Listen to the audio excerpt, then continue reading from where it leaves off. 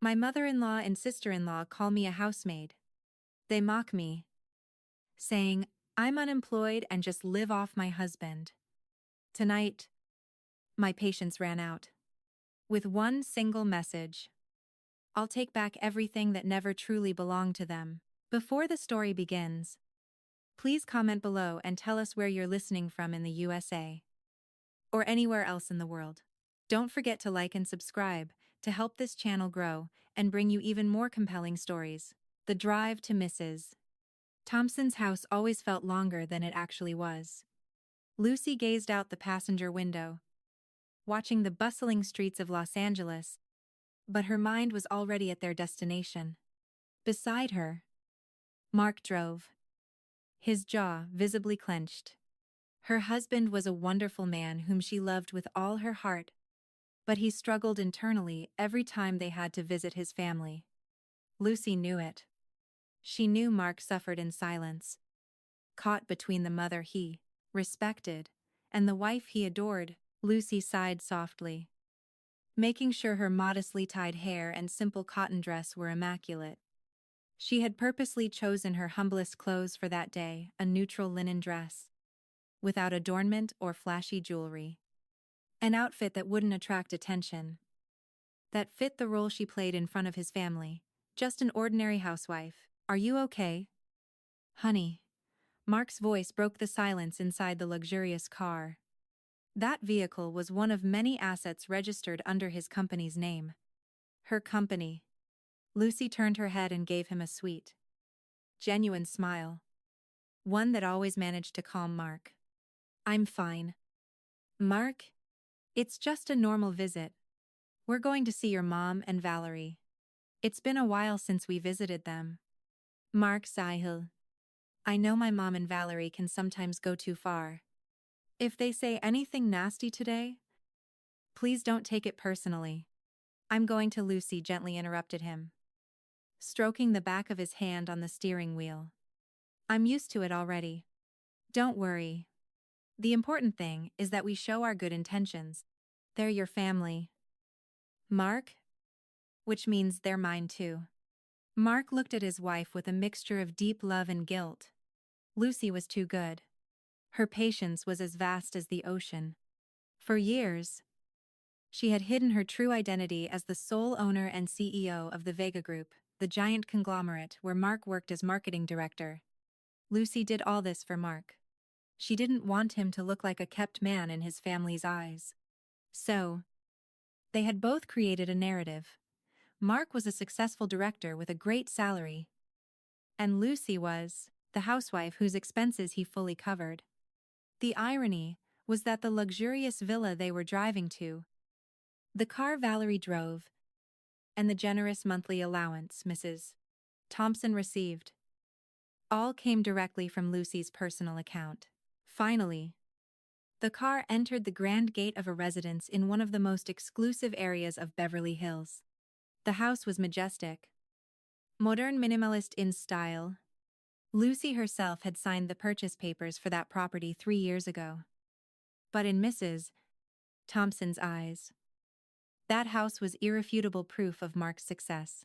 As soon as the car stopped, the front door opened immediately. Mrs. Thompson and Valerie were already standing there. Mrs. Thompson wore an elegant, obviously expensive house robe. Her hair perfectly styled. Valeria, Mark's sister, wore designer skinny jeans and a branded t-shirt, whose price was equivalent to a mid-level employee's monthly salary. Finally. You're here. You were so slow. Mrs.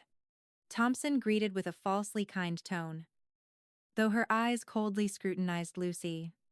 I've been waiting for you all afternoon. Lucy quickly got out of the car, pulled several large bags from the back, and greeted her mother-in-law politely. I'm sorry, mother-in-law. Traffic on the freeway was pretty bad. I brought you some things, premium health supplements for you, and some imported gourmet products. Mrs. Thompson glanced at the contents of the bags and grimaced disdainfully. Oh, what a bother. You didn't have to bring anything. We lack nothing in this house. Just leave it in the kitchen for Maria to take care of. She immediately turned around without offering the slightest help and took Mark's arm. Come. Son. I've prepared your favorite meal. Lucy was left alone at the entrance. Mark paused for a moment, clearly intending to help his wife. But Lucy subtly gestured with her eyes for him to follow his mother. Go on in. Honey. I'll handle this, Lucy said with a patient smile, carrying the 3 heavy bags by herself into the kitchen. Maria, the house cleaner, greeted her with a hurried expression. Oh, Mrs. Lutze. Please let me take those. I'm so sorry, it's fine. Maria, I'll leave this with you. Okay, Lucy replied kindly. When Lucy joined them in the living room, she saw Valerie enthusiastically showing something off to Mark. The living room was decorated with imported Italian leather sofas and a cutting-edge 80-inch TV. Everything had been chosen by Valerie. But the bills were sent directly to Mark's office, from where they were transferred to Lucy's personal finance department. Look. Mark? Isn't my new bag gorgeous? What a great brother you are. As soon as I asked for the transfer yesterday, you sent it. It cost thousands of dollars, Valerie boasted, showing off a luxury designer bag. She said it loudly on purpose, so Lucy would hear. Mark just forced a smile, visibly uncomfortable. Valerie then looked at Lucy, scanning her up and down with disdain. Hey, Lutze. You come here dressed like you're going to a flea market. I get that you spend all day cooped up at home. But doesn't Mark give you money to spruce yourself up a bit? You always wear the same cheap clothes. That style of yours is from the last century. Well, I guess it's normal for a housewife. Your priority is always the kitchen, not your appearance. The jab was sharp, hitting Lucy directly. Lucy noticed Mrs. Appadot Thompson's approving gaze. Mark already had his fists clenched by the sofa, ready to defend his wife. However, before he could open his mouth, Lucy let out a small, quiet, light laugh. Yes, Valerie. You're right. My priority is home, and Mark, why get all dressed up if you're staying home? The important thing is that Mark still loves me just the way I am, she said, looking at her husband with immense affection, seeing his wife's serenity. Mark slowly unclenched his fists, took Lucy's hand, and squeezed it tightly under the table. Lucy returned the squeeze. That was their secret language. That gesture meant, I'm here. I'm strong. And thank you for enduring so much. Lucy just smiled subtly. Her eyes reflected absolute calm. The visit had only just begun. Come on. Come on. Dinner's served, Mrs. Thompson exclaimed from the dining room. The large oak wood table was laden with delicacies: grilled lobster, baked turbot, consommé, and various gourmet dishes. The irony was that all these premium ingredients had been bought with an additional credit card Mark had provided to his family, whose main account holder belonged to Lucy. Lucy. Serve your husband's plate, Mrs. Thompson ordered, as if Lucy were a housemaid, not her daughter-in-law. Of course, mother-in-law, Lucy replied docilely. She immediately stood up, took Mark's plate, and filled it with his favorite foods, attending to him with impeccable care, as if it were her only task in the world. Mark received the plate with a look of deep gratitude. They began to eat in silence, broken only by the clinking of cutlery. Mrs. Thompson kept praising herself for the food, though Lucy knew perfectly well that Maria had cooked everything. After a while, Mrs. Thompson laid her cutlery on the table. She looked at Mark seriously. Mark, You're a high-level marketing director now. You have an important position. You must take care of your status and your social prestige. So, Mark stopped chewing. He already knew where the conversation was heading. I'm referring to your wife. Toluzzi. Mrs. Thompson continued, gesturing with her chin. Lucy kept her head down, eating slowly, pretending not to listen. It's not normal for your wife to stay home all day doing nothing. You come home tired from work, and she just spends the day watching TV. There's no balance in your marriage. Valeria, who had been absorbed in her phone until then, chimed in. Mom's right. My friends' wives, whose husbands are just middle managers, have their own businesses, online clothing stores or catering services. How is it possible that Lucy does nothing? Exactly. Mrs. Thompson added. I'm only saying this for your sake. Mark, you work your fingers to the bone and earn a lot of money. Why don't you give Lucy some capital so she can start a small business? That way, she'd have something to do. She'd keep her brain active and wouldn't just sit around waiting for her monthly allowance. Lucy felt her husband tense beside her. Mark was a brilliant marketing director, but he was in that position because Lucy had seen his great potential. Although his salary was generous, it was the standard salary set by the Vega Group's board of directors. Mom. Lucy is happy staying home. Being a homemaker is her choice, and it's a job as dignified as any professional career. Mark defended, trying to maintain a respectful tone. Valerie let out a mocking laugh. A business mom. If she starts something online, she surely won't sell anything. What does Lucy know about business? She only knows about frying pans, not computers. The contempt was increasingly evident, but Lucy remained silent. She was used to it. For her, all of it was just background noise she had to ignore for the sake of her marriage. However, Mrs. Thompson didn't seem satisfied. Encouraged by Valerie's support. Valeria, listen to me closely. You have a college degree. You need to find a good job. Don't let your life end up like your sister-in-law's. That was the last straw. Valeria, with an arrogant expression, looked directly at Lucy. Totally agree. Mom, how awful. How comfortable it is to be a lazy housewife who only gets dressed up to wait for her husband to come home and spend his money. She's good for nothing but being a housemaid. Mrs. Thompson pretended to scold her, though she then let out a giggle. Well, you're right. Mark works from dawn till dusk, and his wife lives the high life, spending his money. The sound of Mark's fork clattering loudly onto the porcelain plate echoed strongly in the tense dining room. Mark's face was completely flushed with rage. Enough. Mom, he shouted. Mrs. Thompson and Valerie jumped, startled by his reaction. But why are you getting like this? Son, we're just telling the truth. What truth? Neither you nor Valerie has ever respected my wife, Mark retorted, his voice trembling with fury. Lucy, who had remained still, slowly raised her gaze. Something inside her had broken. The word housemaid still echoed in her ears. Not because she felt personally offended, but because they had just called the very owner of the company that financed all their luxurious lives a housemaid.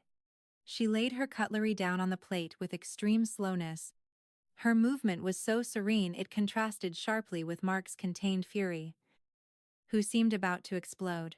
Mark, Lucy called in a very soft but perfectly audible voice.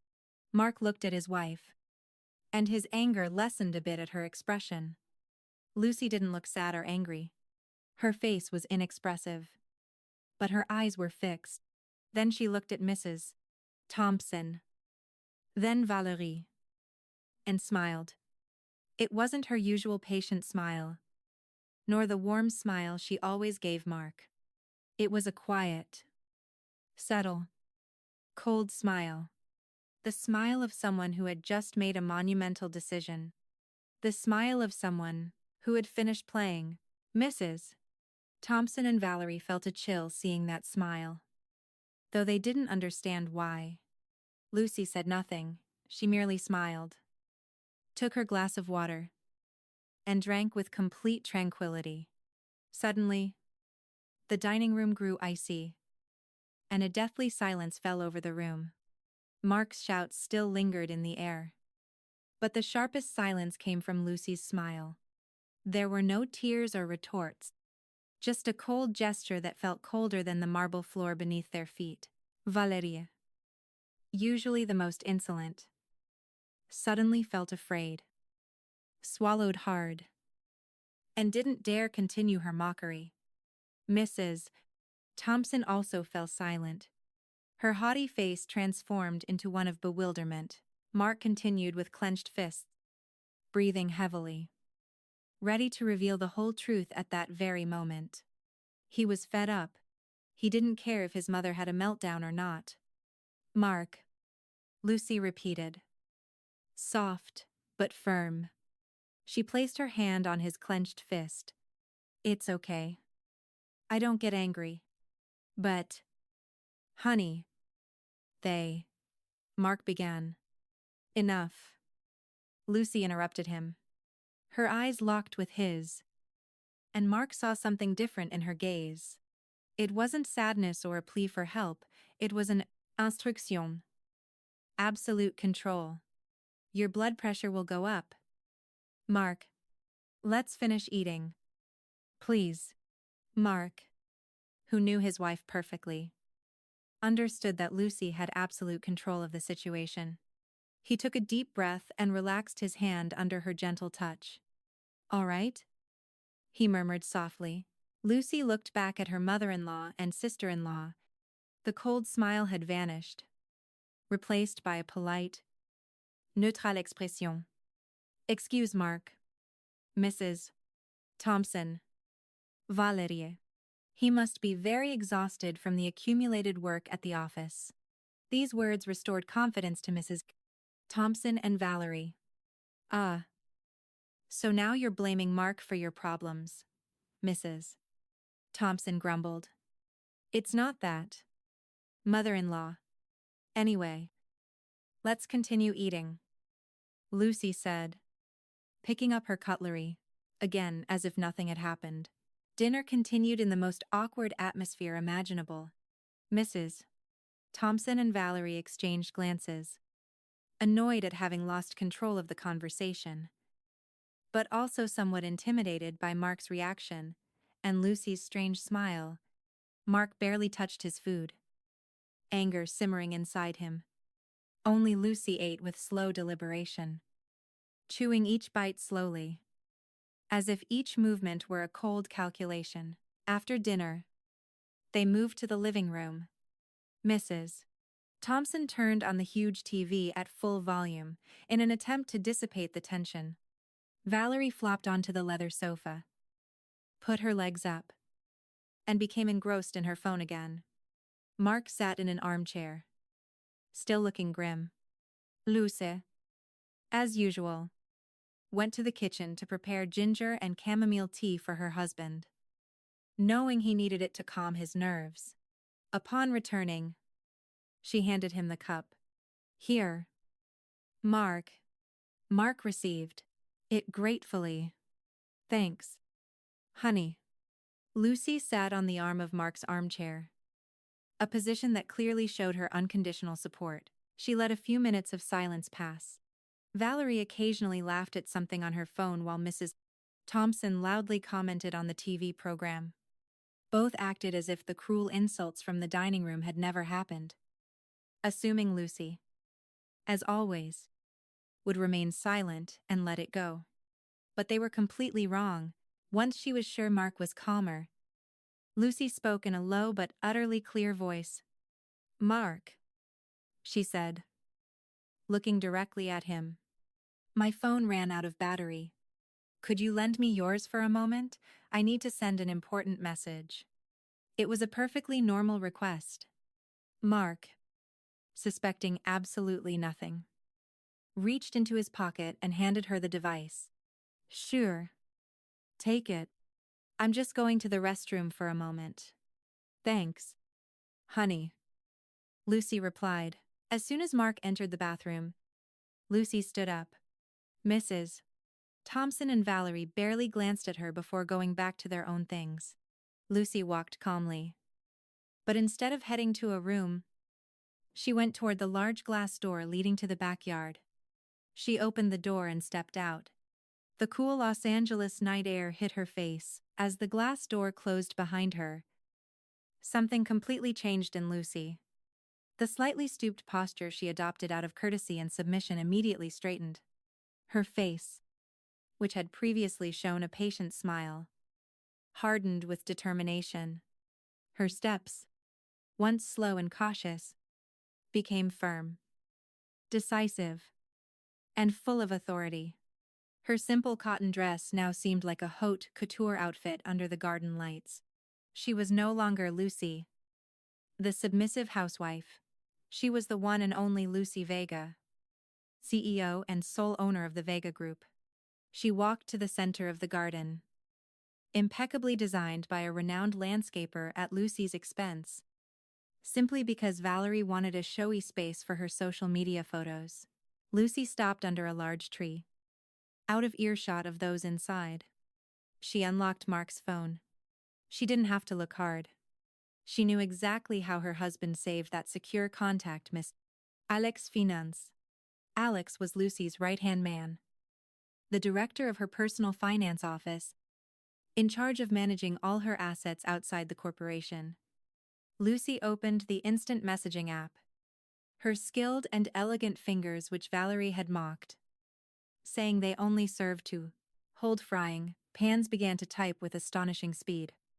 The message was brief, direct, and devastating. Alex. Good evening. Immediately execute the following measures regarding Carmen Thompson and Valerie Thompson. First, suspend all their monthly allowances. Second, cancel all primary and additional credit cards in their name with immediate effect. Third, empty all debit accounts linked to my personal account and transfer the funds to the reserve account. Fourth, halt all mortgage payments for the property located at 12 Espinosa Avenue, as well as for the 2 luxury vehicles registered to Carmen Thompson. Do it now. Confirm when everything is completed. She hit send. The message went out. The double blue check appeared. Lucy stood motionless, staring at the screen. She thought of the insults she had received. Housemaid. Laze. Kept woman. She smiled bitterly. Whose husband's money? All the money they enjoyed was hers, from her own sweat.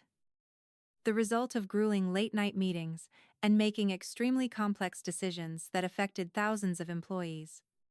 Not only had they insulted her, but they had scorned her hard work. They had been eating from the fruit of the tree they now spat on. In less than 3 minutes, the phone vibrated.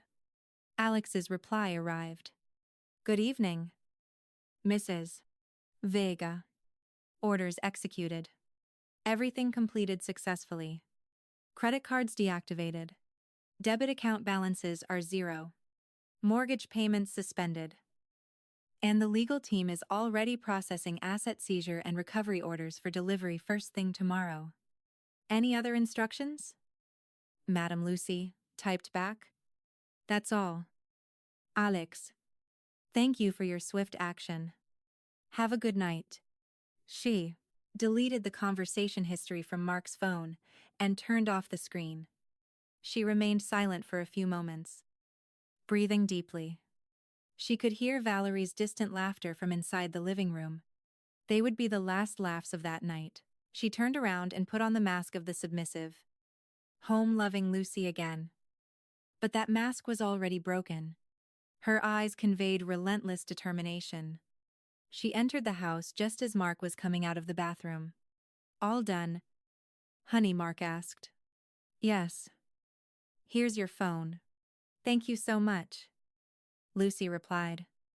Sitting back on the sofa, Mrs. Thompson was still complaining about the price of gourmet food while Valerie showed Mark a funny video. Everything seemed to be proceeding normally. But Lucy knew that in a matter of minutes, perhaps seconds, the ticking time bomb she had just activated would explode. And she would be front row to witness the spectacle. In the living room, Valerie let out a shrill laugh as she scrolled through social media, showing her phone to Mark, who only forced a smile. Still overwhelmed by the argument at dinner, Lucy remained in a deathly silence, observing everything with superhuman serenity. "Oh, Mark, look at this," Valerie exclaimed enthusiastically. "The bag I showed you the other day is on sale online. It went from $4,000 down to $2,500. I'm going to buy it." "Okay," Mark frowned. "Valerie, I bought you an identical bag last week." "Oh, you're so cheap." "Brother, this is a different model. And it's on sale. I'll pay with your credit card." "Okay," she cheerfully exclaimed.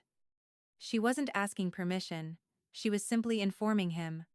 To her, Mark's money was theirs too. Valerie knew the high-limit credit card number of what she believed was Mark's account by heart. She quickly entered the details, selected her shipping address, and confidently hit the pay button. The loading screen began to spin. Valerie waited impatiently. Suddenly, text appeared in red letters: "Transaction rejected. Credit card denied by the issuing entity." Valerie's face immediately contorted. "What kind of nonsense is this? The internet connection must be awful," she grumbled. Hitting the retry button again. The result was exactly the same: transaction denied. "What's wrong?" "Valeria misses?" Thompson asked, momentarily distracted from the TV. "I don't know." "Mom? The card's being rejected. It's possible the limit is maxed out, but I've barely used it this month, Mark." "You didn't forget to pay the monthly bill, did you?" How embarrassing. Mark looked bewildered. "That's impossible. Bills are paid by automatic charge. Try paying with your usual debit card." Valerie Huffel. "What a nuisance." "Fine. I'll use the debit card." She changed the payment method and entered the PIN for her personal debit card. Hitting pay once more. This time, the notification was even more drastic: transaction rejected. Insufficient funds. Valerie's eyes widened. "What insufficient funds? That's impossible. Mark transferred my $5,000 monthly allowance just yesterday." Her shrill shriek made everyone turn to look at her. "Check again." "Valeria," Mark suggested, sensing something was wrong.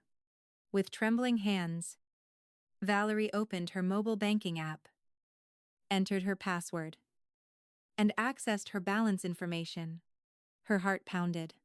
The screen showed a humiliating figure: $0. "No.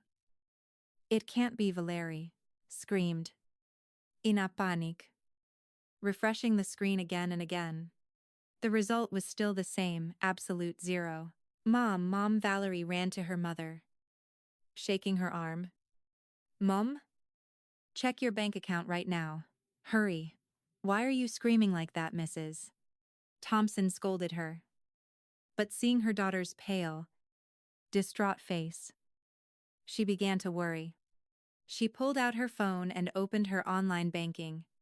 She was calmer because she knew she had savings from her social activities and leftover monthly money Mark gave her. She checked her savings account. Ling Meiyuan. "Mrs." Thompson froze. She felt her heart stop. She quickly checked her main checking account. Ling Meiyuan. She tried to verify the status of her platinum credit card. Card inactive. "What's wrong?" Mom, Valerie pressed, her voice breaking. "Mrs." Thompson's phone slipped from her hands and fell onto the sofa. Her face, once full of arrogance, was as pale as a corpse. "Empty. They're all empty." Valerie whispered. Horrified. What Valerie shrieked hysterically. No way. It must be a bank system error, 2 different accounts. And both at zero, and the credit card blocked Mrs. Thompson's voice began to rise. And fear gave way to desperate fury. Her eyes, filled with panic, turned toward the only source of income she knew.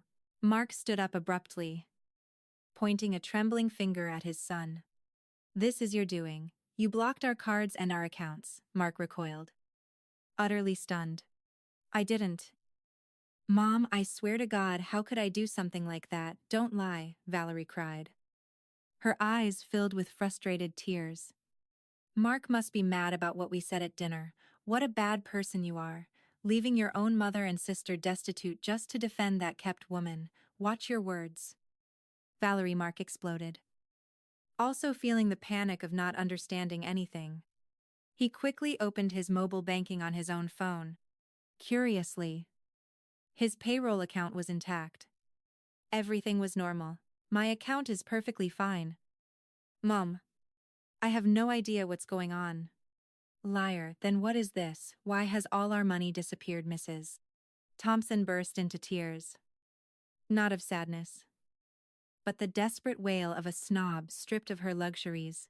Do you want to embarrass me in front of my high society friends? I have a charity meeting tomorrow, and I won't be able to pay for anything. The living room was absolute chaos. Valerie kept screaming. Mrs. Thompson sobbed, accusing Mark, and he tried to calm them while fruitlessly attempting to call the bank's customer service. But it was already after hours. In the midst of all that commotion, Lucy, who had watched the scene in silence, slowly stood up. She went to the kitchen and returned with a glass of warm water, offering it to Mrs. Cleasett. Thompson, who was hyperventilating from panic. Calm down, mother-in-law, Lucy said in an extremely gentle voice. Mrs. Thompson slapped her arm away. Save your false kindness, this is all your fault, you've poisoned Mark's mind. Lucy took a deep breath, placed the glass on the coffee table, and stared intently at Mrs. Thompson, then at Valerie, and finally at Mark. Her face adopted an expression of absolute innocence, as if she were the most confused person in the room. What's wrong? Mother-in-law, what's happening? Valerie, she asked, with a tone of feigned concern. Why are you so upset? Is there a problem? Valerie glared at her. Don't play dumb, I'm sure you're glad to see. Où sont misérables? Lucy shook her head, blinking innocently. Glad why? Valerie, I don't understand anything. You said your accounts are at zero, how is that possible? That naive question, uttered in the midst of such chaos, sounded like the most merciless mockery. Mrs. Thompson and Valerie grew even more enraged. They needed a scapegoat, and Lucy was the perfect target. Stop pretending, Valerie bellowed, her face bathed in tears. Her finger pointed disdainfully. I know you've poisoned Mark's mind. You ordered him to block our accounts. Admit it, Mrs. Thompson stood up with difficulty, breathing in short, sharp gasps. You disgusting viper, I knew you were jealous of us. You envy us because Mark loves us more. You did this on purpose, to make us suffer. Enough, Mark's voice boomed through the room with more force than ever, mixing anger and bewilderment. Mom. Valerie. Step back. I will not allow you to accuse Lucy like that. She's my wife. What wife? A kept woman who only serves to empty your pockets. You're defending her before your own mother and sister. Mrs. Thompson shrieked, lunging forward with the intention of pushing Lucy. Stop. That word was not a scream or a shriek of desperation. It was uttered in a low, flat tone, laden with overwhelming authority. It was Lucy's voice. Everyone froze. Even Mrs. Thompson immediately halted her advance. Lucy looked at her husband. Mark? Please don't intervene. Let me speak. Mark looked at his wife, Stunned. This wasn't the Lucy he knew. Her sweet gaze had turned sharp and penetrating. For some reason, Mark obeyed without question. Stepping back to Gihar center stage, Lucy sighed deeply. And her feigned innocence gave way to an expression of weariness, but unshakable firmness. She looked at Mrs. Thompson and Valerie with an eternal gaze. Valerie, you asked me if I was glad to see you suffer. Lucy began. Her voice measured. The answer is no. I'm not glad. I'm just tired. Tired of what Valerie scoffed. Of spending all day sleeping on the sofa. Lucy ignored the comment completely. I'm tired of pretending. Tired of staying silent every time you insult me. Tired of seeing my husband suffer. Caught between his mother and his wife. She took a slow step towards Mrs. Plass. Thompson. Mother-in-law. You're wrong. Mark didn't block your accounts. He knows nothing about this. The expressions on Mrs. Thompson and Valerie's faces changed instantly. A ray of hope crossed their faces.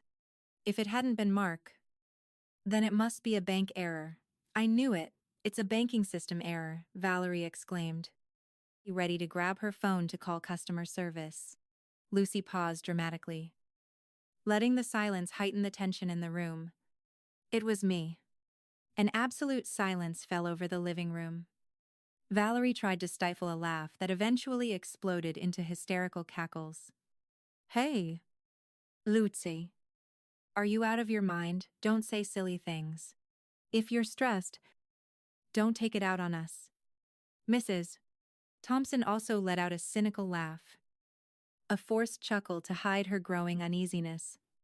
It was you. Who do you think you are? You're nothing but a hanger-on living off Mark's money. Even the cleaning lady in this house has more power than you. How are you going to close our accounts with magic spells? Their laughs echoed through the room.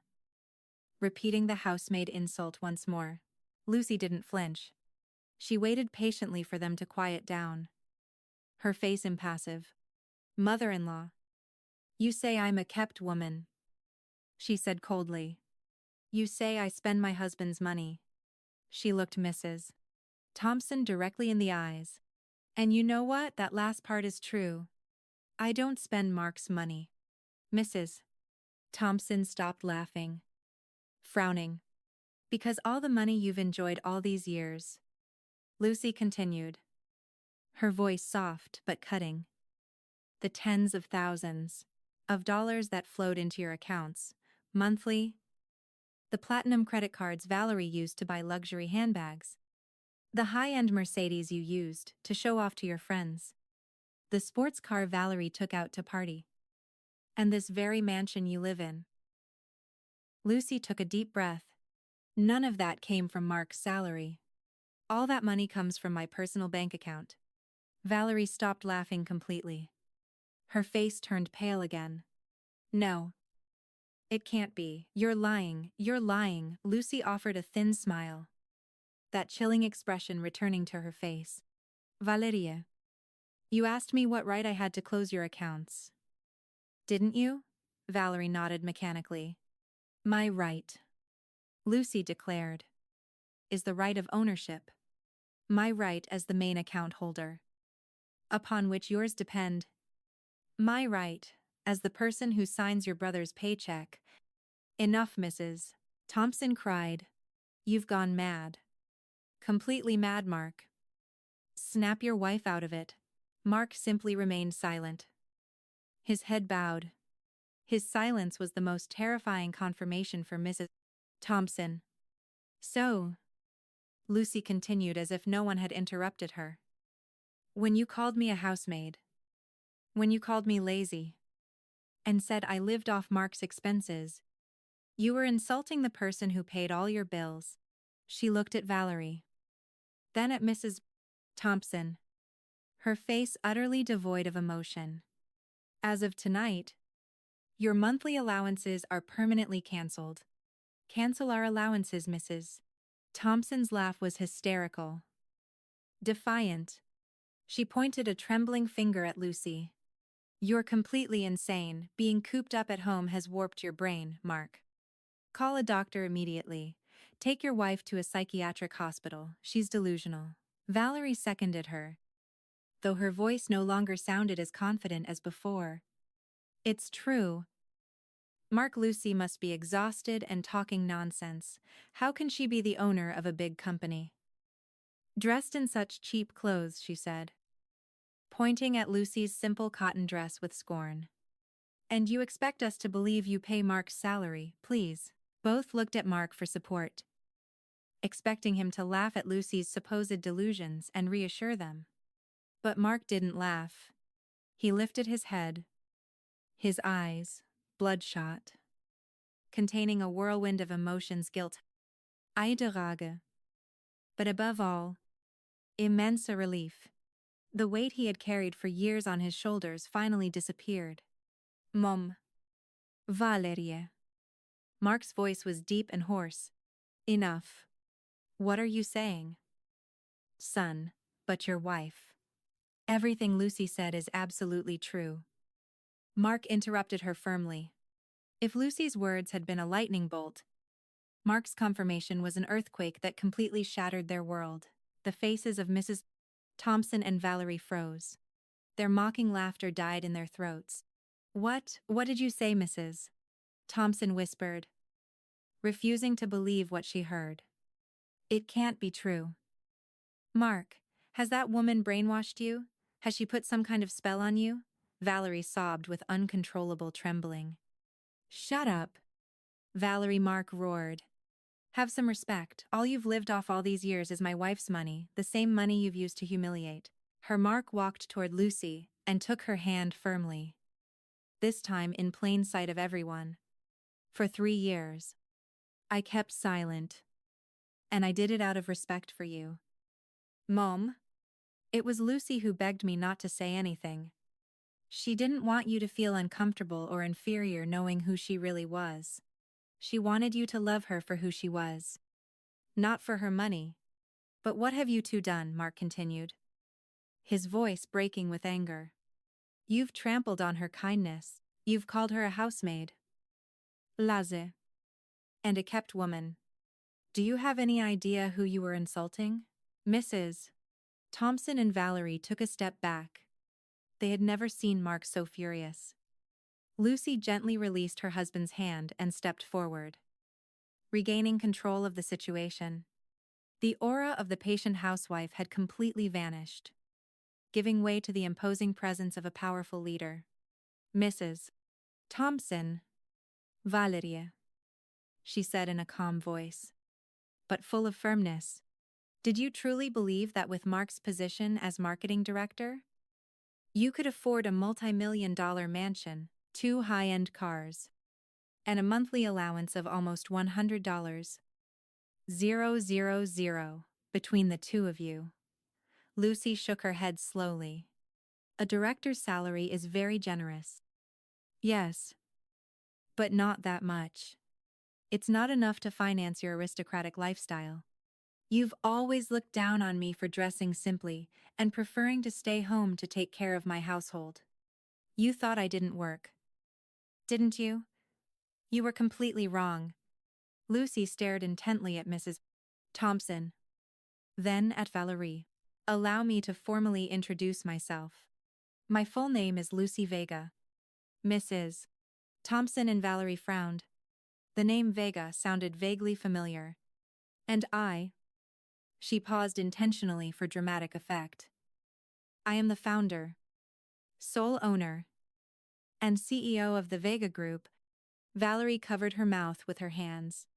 The Vega Group was the gigantic multinational conglomerate whose enormous logo crowned the tallest skyscraper in the capital. The company where, no, it can't be, Valerie whispered. Yes, Lucy affirmed, reading her thoughts. The Vega Group is the same company that employs Mark as marketing director. The silence that followed her words was so thick it could almost be cut with a knife. Mrs. Thompson gasped for breath. And Valerie's legs trembled violently. It's a lie. Mrs. Thompson stammered. You must be lying. This is impossible. A woman like you. Mark? Tell her it's a lie. Mark merely remained silent, his head bowed. His silence was the most terrifying confirmation for Mrs. Thompson. Do you still not believe me? Lucy asked. She knew words wouldn't be enough. They were too used to looking down on her. Lucy opened her simple purse, which rested on the corner of the sofa. She took out her own phone. Not Mark's. As the screen lit up, it showed a photo of her and Mark. Smiling. Valerie. You who spend all day on the internet. You'll know perfectly well how to look up information, Lucy said. She opened the web browser and, before Valerie and Mrs. Thompson's astonished eyes, typed 3 words into the Google search bar: CEO Vega Group, and hit search. The page loaded in a second, showing dozens of links to news, economic press articles, business magazine profiles, and photographs. Lucy turned the screen towards them.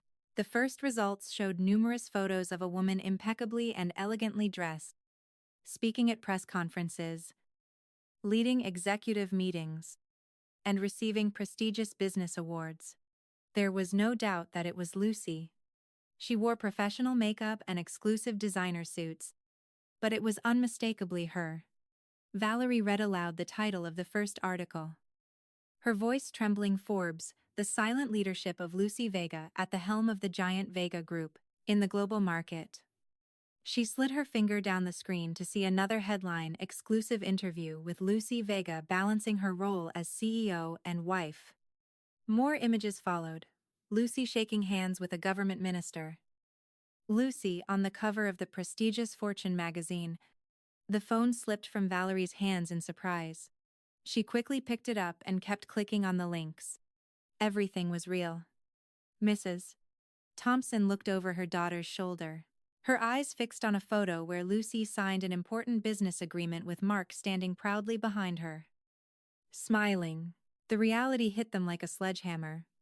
All their insults of housemaid, lazy, failure, and incompetent turned against them and slapped their pride with brutal violence. Mrs.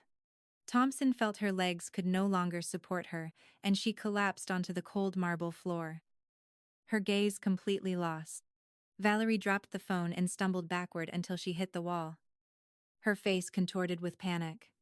So, the house, the cars, Valerie whispered, her breath catching in her throat.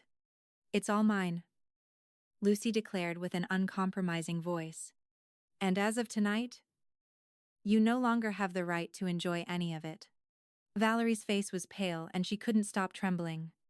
Lucy's phone, which she still held, displayed the undeniable proof of her power. Farbis. Lucy Vega, she murmured, as if in a trance. Mrs. Thompson, lying on the floor, looked at Lucy with empty eyes. The empire she had built on the foundation of arrogance and appearance crumbled in a matter of seconds. The woman she had so humiliated was the foundation of her luxurious life. And now that foundation had shattered, so it's all yours. Mrs. Thompson whispered, her voice hoarse, almost inaudible. Lucy looked at her coldly. I didn't say it was mine on a whim. Mrs. Thompson, I said I'm the one who pays for everything. But since you felt you had more right than anyone, let's make it clear. Yes. Everything is registered in my name, and my company's. Mark remained still beside Lucy. He wished to hug his wife and apologize for his family's behavior. But he knew this was Lucy's moment. It was the necessary storm before calm could arrive. In the midst of that deathly silence, a shrill melody interrupted the scene. Mrs. Thompson's phone, which was on the sofa, began to ring repeatedly. Everyone jumped, and Valerie let out a small gasp. Mrs. Thompson, with clumsy trembling movements. Crawled as best she could to reach the device. It was an unknown number. Yes, hello, she answered. Her voice strained. Good evening. Am I speaking with Mrs. Carmen Thompson, a professional? Cold voice asked from the other end of the line. Yes. This is she. Mrs. Thompson replied. We are calling from the Bank of America Management Office regarding the mortgage loan for the property located at 12 Espinos Avenue. We inform you that we have just received an order from the principal guarantee account holder, Ms. Lucy Vega, to immediately suspend all monthly payments and direct debits for said mortgage. Effective as of tonight. Mrs. Thompson's eyes widened. What, Lucy Vega, who is that? This is my son Mark's house. A polite sigh was heard on the other end. I'm sorry, Madam, but our records show that the guarantor and exclusive payer is Ms. Lucy Vega. Mr. Mark is only listed as an authorized user, not as the owner. Since payments have been cancelled, the first default notice will be issued tomorrow morning. If the corresponding payment is not made, you know the legal procedure. The process of in foreclosure on the home will begin. No. That's impossible, Mrs. Thompson screamed hysterically, looking at Lucy with terror. What have you done? Lucy merely observed her in silence. We are sorry, Madam, but the account holder's decision is irrevocable. Good night. The call disconnected. No, Mark, our house, they're going to take our house. Son, Mrs. Thompson sobbed desperately, crawling to cling to Mark's legs. Call them, tell them you're the one paying for the house, tell them. Please. Mark closed his eyes, feeling a deep pain in his chest. I can't do that. Mom? The bank isn't lying. Lucy has paid for this house since day one. No, Mrs. Thompson exclaimed before they could process the news. The mansion's doorbell began to ring, repeatedly and urgently. Maria, the house cleaner, who had hidden terrified in the kitchen, ran to open the front door. Two well-built men dressed in dark suits entered the house. They were polite but firm. Good evening. Excuse the inconvenience. One of them apologized. We are looking for Mrs. Piencher, Carmen Thompson and Miss Valerie Thompson. Valeria, who was still leaning against the wall, immediately straightened up. I'm Valerie. What's wrong? The man pulled out a folder and a digital tablet. Good evening. I'm Mr. Johnson. We are here to proceed with the execution of an automotive asset retrieval order. According to the legal documents received from our client, the Vega Group, we have been instructed to immediately retrieve two high-end vehicles from this property, a white Mercedes C-Class with license plate 1234 XYZ, registered to Mrs.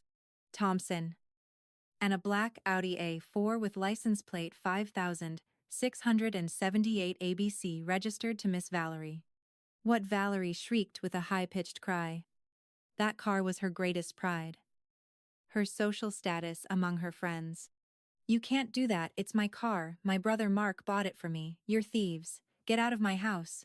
Valerie ran towards the men, trying to push them out. But Mr. Johnson remained still and gestured to his colleague, who pulled out his phone and began to record the scene. Miss, please don't hinder our work. We have all the corresponding judicial and administrative orders. The financing payments for these vehicles have been cancelled by the fund holder, and we have instructions to remove the cars tonight. I won't, it's my car, Valerie cried, running desperately towards the garage. She hugged the hood of her sports Audi. You won't take it, you can't do this, Mrs. Thompson also ran after her, bursting into bitter tears. Don't take our cars, you are bad people, Mark. Mark. And help your mother. Son, do something for us. Mark and Lucy followed them to the garage. The scene was one of deep decay. Valerie was hugging the car, crying hysterically. and Mrs. Thompson was kneeling on the concrete floor.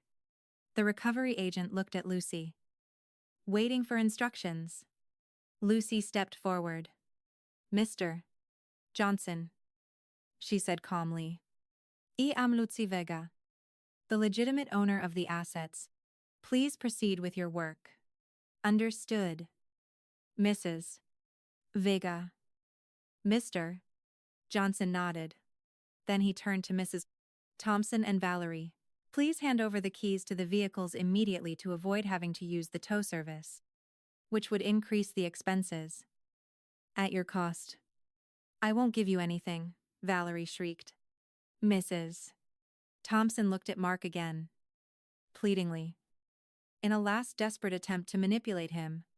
"Mark, I'm your mother. Are you going to let them treat us this way? Are you going to let your own sister suffer like this? This is all your wife's fault. Divorce her. Isown. Divorce that evil woman.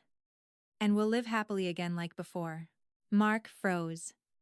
He couldn't believe his mother, even in that extreme situation, was still blaming Lucy.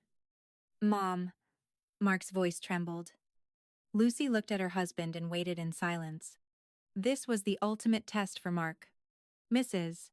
Thompson saw the doubt in her son's eyes. "Choose. Mark, either your mother or that woman." Valerie sobbed desperately, and the collection agents waited silently for the resolution. All the facade of wealth they boasted about crumbled before their eyes, because of a single word of contempt. "Housemaid." Mrs. Thompson's demand floated in the cold garage air, "either your mother or that woman." Valerie remained silent for a moment, looking at her brother with anguish. Mr. Johnson waited patiently. Mark looked at his mother on her knees on the floor, and then at Valerie clinging to the hood of her car. Their faces were drenched in tears. For years, he had swallowed his pride and kept silent every time they humiliated Lucy in the name of family respect. But tonight, that concept of family loyalty threatened to destroy his own marriage. He took a deep breath, a mix of guilt, Eisrage, and infinite love for his wife welled up inside him. Finally, he turned to look at Lucy. She remained silent, her hair simply tied back, her face serena. She neither pleaded nor demanded anything.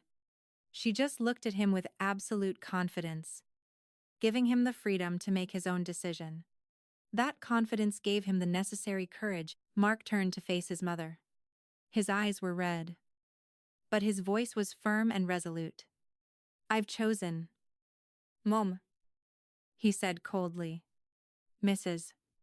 Thompson looked up with a glimmer of hope in her eyes. "Since the day we married at the altar, my choice is my wife." "No, Mrs. Thompson shrieked as if she had been stabbed. Valerie cried with rage. "You're a bad brother. You prefer that woman over the mother who gave you life." "Enough." Valerie. Mark snapped back. "Precisely because she's the mother who gave me life. I don't understand how you could have been so cruel to Lucy. I kept silent all this time out of respect for you. And because Lucy begged me to. She didn't want you to feel inferior knowing who she really was. She wanted you to love her for who she is, not for her money." Mark took a few steps toward his mother, his voice broken with emotion and tears welling in his eyes. "And what was your response? Did you treat her with affection?" "No. You constantly humiliated her. You called her a housemaid, laze, and a hanger-on. You mocked her to her face. The money you boast about, the car Valerie takes out to party, this mansion you flaunt to your friends, everything, absolutely everything, is the fruit of my wife's effort and work." "The woman you mocked." Saying she did nothing, Mark looked at his mother, who had gone silent and rigid. "So don't ask me to choose again. Because neither you nor Valerie ever gave Lucy a chance." After venting, Mark felt an enormous weight lift from his chest. He re-entered the house, went to the entry cabinet where they kept the keys, and took the sets of keys for the Mercedes and the Audi. Upon returning to the garage, The atmosphere had drastically changed. Seeing Mark's unshakable firmness and realizing their situation was irrecoverable, Mrs. Thompson immediately changed her strategy. Arrogance and denial hadn't worked. It was time to beg. Lucy. Please, my daughter, Mrs. Thompson got up with great difficulty, swayed towards her. Her tears, previously of rage, turned into cries of feigned repentance. Forgive me, my daughter. Forgive me, she tried to take Lucy's hands. But Lucy stepped back. I made a mistake. Truly. I didn't know who you were. I swear to God, Valerie. Seeing her mother's reaction, understood everything instantly. She let go of the car and ran to kneel before Lucy too. Yes, Lucy. Please forgive us. I promise it won't happen again, it was just a joke. Truly. I swear, both cried inconsolably at Lucy's feet. Please. Don't take our house, Lucy. Where will we go? I'm an old woman. How can you let your mother-in-law be out on the street, Mrs. Thompson sobbed. Yes. Please. Lucy, and my car. I need the car to look for a job. I promise I'll find employment right away, Valerie pleaded, improvising excuses in a hurry. Lucy watched the two women prostrated before her. The same ones who barely an hour earlier had laughed at her, calling her a housemaid. Their repentance was evident, but not for the harm caused, but for the fear of losing their privileges and comfortable, luxurious life. Lucy remained impassive, her face inexpressive. Mark walked past her and handed the keys to Mr. Johnson. Here are the keys. Sit. Please proceed. No. Please, Valerie cried desperately. Mr. Johnson received the keys. Thank you very much. Sit. We will proceed immediately. The agents got into the vehicles and started the engines. The sound of the Mercedes and Audi engines, which had once been their greatest pride, now resonated like a definitive sentence. The two luxury cars slowly backed out of the garage, leaving a huge, cold void in their place. Valerie collapsed onto the ground, crying like a small child. And Mrs. Thompson looked at Lucy with absolute desperation. Lucy, we beg you, where will we sleep tonight? What will we eat tomorrow, please? I have mercy. Now they were on their knees, humiliated on the concrete floor before the very housemaid they had so despised. The garage felt cold and desolate. The echo of the engines fading into the distance marked their definitive defeat. Mrs. Thompson and Valerie continued to kneel on the ground, crying inconsolably. That image of the two women, who only hours before had looked at her with contempt, did not awaken any compassion in Lucy's heart. She felt no joy in victory, but a cold sense of relief. The humiliation of having been called a housemaid and a kept woman was finally settled. Mark remained by Lucy's side, breathing heavily. The decision he had made divided his life into two, a past full of appearances and a future of love and honesty with his wife. Lucy. Please, Mrs. Thompson lifted her tear-streaked face, her makeup smeared and looking utterly disheveled. Where will we live, I beg you? Don't throw us out tonight. What will we eat tomorrow? Valerie also lifted her head, her eyes swollen from crying. Yes. We're really sorry. Lucy, please don't take our house. We'll be good from now on. I swear I'm willing to apologize on my knees every day. But please, Lucy looked at them in silence. Those apologies sounded empty and fake. They weren't apologizing for the emotional pain inflicted, but for the imminent loss of their comforts. Finally, Lucy spoke in a firm, measured, and emotionless voice. Get up. Mrs. Thompson and Valerie exchanged bewildered glances and quickly got to their feet. Though their legs trembled, they stood before Lucy, their heads bowed, like defendants awaiting a judge's sentence. Mrs. Thompson, Lucy began, fixing her gaze on her mother-in-law. When you called me a housemaid, I kept silent. When Valerie said I was lazy and lived off Mark's expenses, I simply smiled. She paused briefly to let her words sink in. And I didn't keep silent out of fear or because you were right. I kept silent out of respect for Mark, your son.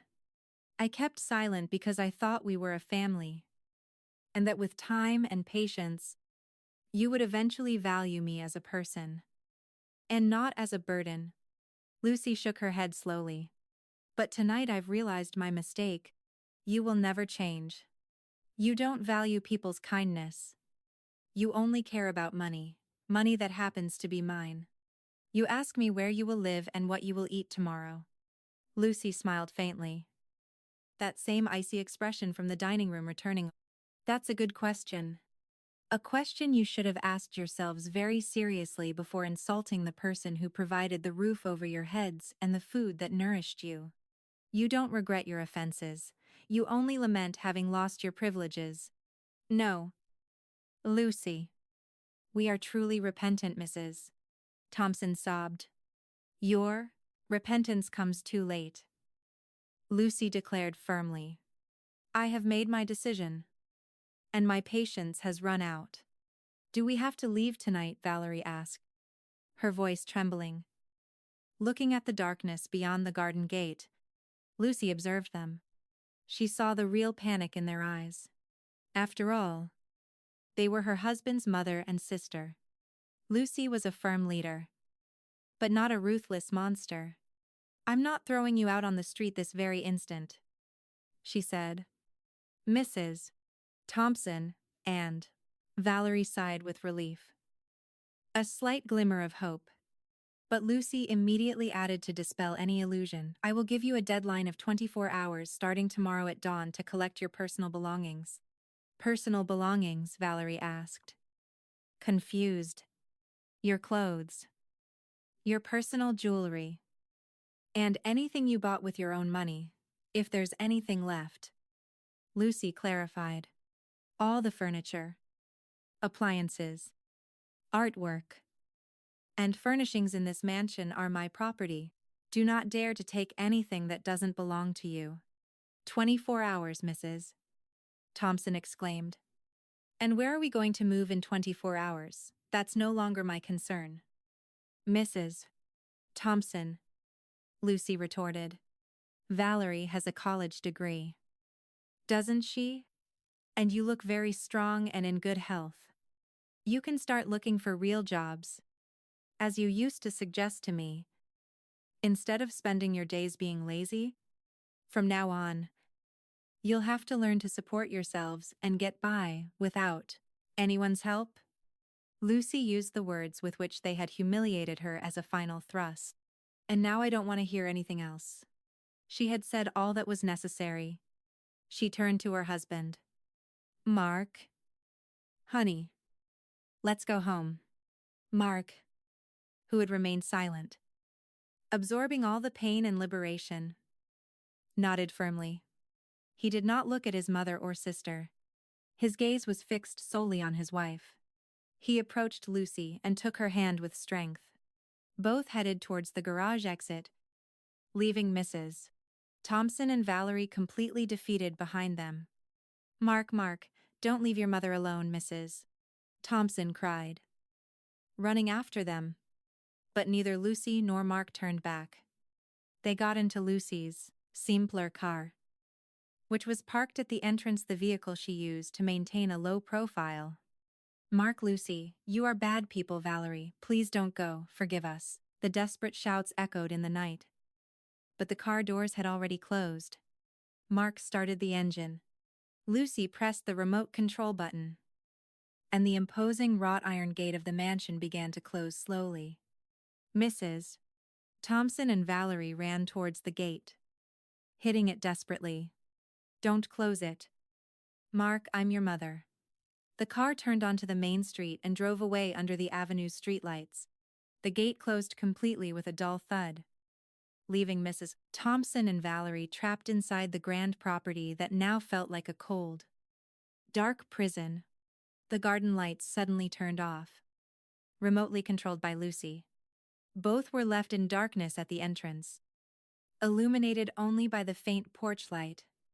They looked at each other with desperation, and for the first time in their lives, they understood the true meaning of karma. In the car, Mark drove in silence as tears rolled down his cheeks. They were tears of pain for having to break the relationship with his mother that way, but also of immense relief for finally being able to defend his wife. Lucy said nothing. She simply reached out her right hand and squeezed Mark's hand firmly over the gear shift.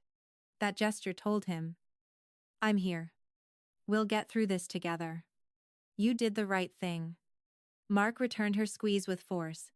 That night, they returned to their true home, leaving behind a past of lies and appearances behind that closed gate.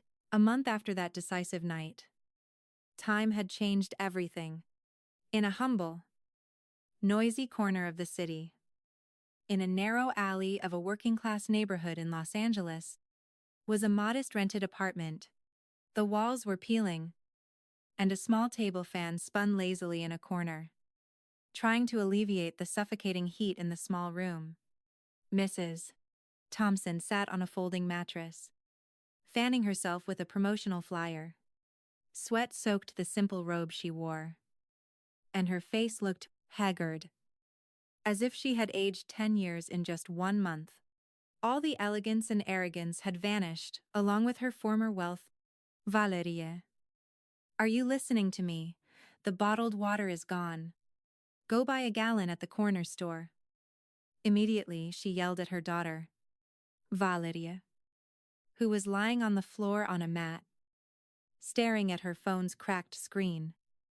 Scoffed impatiently. "Oh, Mom.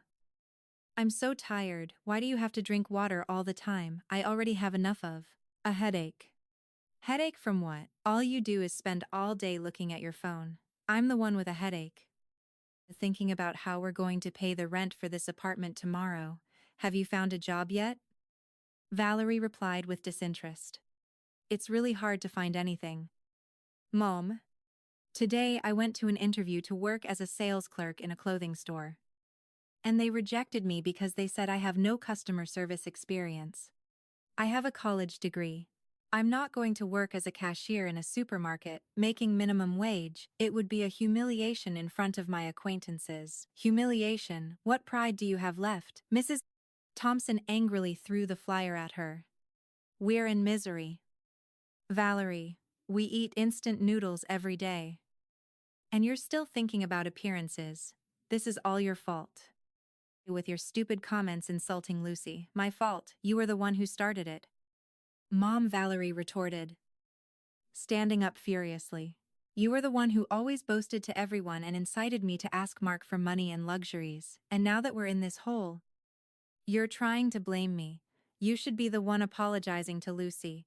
How dare you speak to your mother like that? Rude girl." The argument erupted again with the same intensity that repeated itself every day of that last month. They blamed each other for their misfortune and longed for lost luxuries without showing the slightest real repentance for the harm they had caused. Karma had given them a lesson in humility, but they refused to learn from it. In another part of the city, in a completely different setting, the morning sun began to rise. On the spacious terrace of a luxurious penthouse in downtown Los Angeles, the city views stretched out before their eyes like an immense carpet. The morning air was fresh and clean. Lucy, dressed in comfortable silk pajamas, her hair simply tied back, watered some small plants on the terrace. Her face reflected immense peace and happiness. A warm embrace wrapped around her waist from behind. Mark, already dressed in his work suit, gently rested his chin on his wife's shoulder. "Good morning to the most beautiful CEO in the world," he whispered in her ear. Lucy smiled. She set aside the watering can and turned within her husband's embrace. "And good morning to the most handsome marketing director of all." They both shared a small laugh. Their relationship felt much lighter, more sincere, and freed from the lies of the past. Are you sure you can handle the shareholders' meeting alone this morning? Mark asked lovingly. Of course, Lucy replied with complete confidence. It's just a routine control meeting. You focus on the new product launch. I trust you completely. Honey. Mark smiled proudly. Thank you so much. Darling. He paused briefly and continued in a more serious tone. I called Maria yesterday. Lucy looked at him, waiting in silence. Maria, the former house cleaner at the Pard mansion, was the only person from their previous circle who was still in contact with Mark. She told me my mother and Valerie are living in a small rented apartment in the Uzera neighborhood. Mark said quietly, with a hint of inevitable regret in his voice. Maria told me they spend all day arguing. I transferred some money to Maria to buy them some basic groceries so they don't go hungry. I can't help but worry about them. Honey. After all, she's still my mother. Lucy gently stroked her husband's cheek with infinite tenderness. I know. Mark? And you did the right thing. We punished their arrogance and pride. We don't want them to go hungry or for anything bad to happen to them. You are still their son. But it's necessary for them to learn their lesson, to learn to value people for who they are, and to stand on their own 2 feet, without depending on others. Perhaps that's the only way they'll reflect. Mark nodded, immensely grateful to have a firm but generous-hearted woman by his side. By the way, Mark said, breaking the embrace to approach the terrace table. He picked up a digital tablet and turned it on. Look. This was just published this morning. He handed the device to Lucy. The screen showed the digital cover of the world's most prestigious economic magazine, Forbes USA. The image depicted Lucy smiling with serenity, elegance, and authority, dressed in a refined designer suit in front of the imposing Vega Group building. The photo shoot had been done the previous week. Below the image, a headline in capital letters stood out: the country's most influential women, the silent leadership of Lucy Vega. Lucy gazed at the cover and then looked towards the sunrise that began to illuminate the skyscrapers of Los Angeles with a sincere smile. The smile of a woman who had weathered the storm and emerged victorious. They used to say I was just a simple housewife. Good for nothing, Lucy whispered softly. Mark hugged her again from behind. And now, everyone knows who the true queen of this empire is. Lucy let out a soft laugh and looked at the sun. Come on, Mark. Let's start a new day. The image slowly pulls back, showing the silhouette of the 2 spouses embracing on their magnificent terrace, contemplating the new dawn of their lives. On the other side of the city, the shouts of the argument in the modest rented apartment gradually faded under the everyday street noise. Justice had found its way, and karma had collected its debt in full.